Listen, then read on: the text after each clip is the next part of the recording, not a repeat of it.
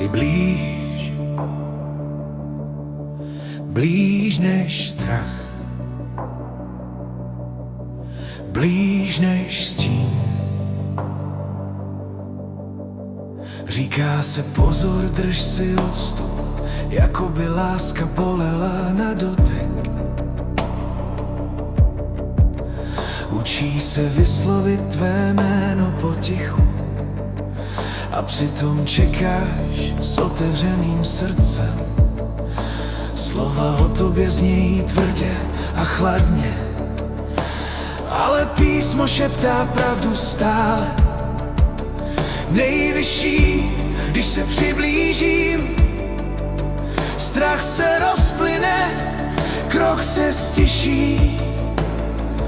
Neutíkáš, když je srdce slabé, nepřicházíš s hrozbou ani soudem. Tvůj hlas zní jako tichý dech.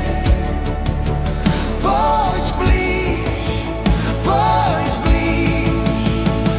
El Shaddai, neseš tíhu světa, nejsi břemeno, jsi opora. Adonai, blízký v každém kroku, nevzdálený, ne mimo dosah. Javé jméno blíž než dech, El Elyon, světlo nade vším.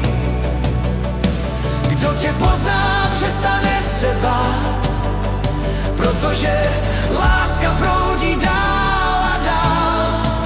Jehova Jireh zná dřív než slova, co chybí srdci v tichých dnech. Jehova Šalom vstupuje klidně, když všechno kolem ztrácí směr. Jehova Rafa se sklání níž k místům, kam nikdo nechce jít.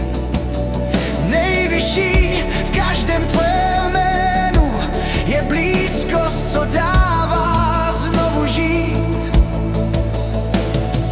Nevoláš k útěku ani třesu, ale k životu, co se nadechne.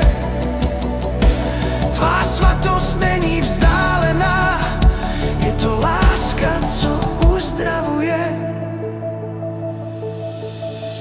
El Shaddai, síla, co chrání, netlak, co svírá hruď. Adonai, Pán, co se sklání, když srdce váhá udělat krok vpřed. Javé jméno blíž než dech, El Elyon, světlo v každé tmě. Kdo tě pozná, přestane se bát, protože láska nese víc než strach. Ne strach, důvěra, ne útěk, blízkost, ne hrozba, láska, takový si ty. Ne strach, důvěra, ne útěk, blízkost, tvá láska zůstává. El Shaddai.